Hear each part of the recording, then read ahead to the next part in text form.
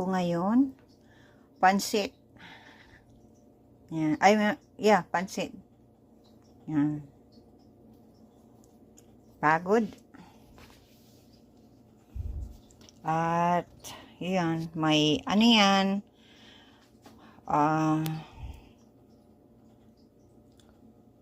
may itlog. Yan, simpleng ano lang, sahog. Dito karne. Chicken, tocino. Yan.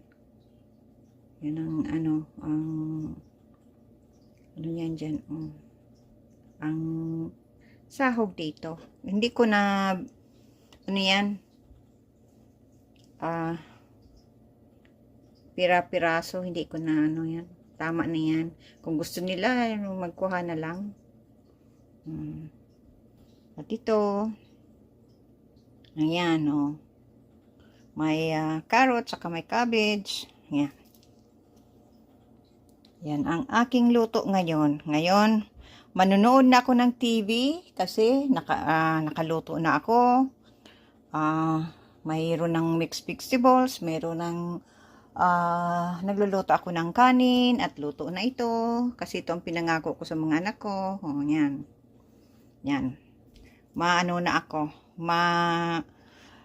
Punta na sa kwarto ko, mapahinga habang nagkakain ng pansit at manonood ng TV. Yan. Yan ang aking gagawin ngayon. Okay? Pagod kaya magluto.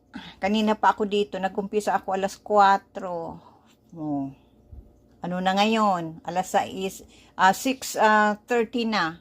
Kalain mo yan. Ilang oras ako dito sa kusina. Nakatindig. Oh my God. Pagod talaga magluto. Kaya, yan. Okay. Yan. Ano na. I-off ko na ito at ako'y makain na dahil gutom na ako. Okay guys, maraming salamat sa panonood nyo. God bless everyone.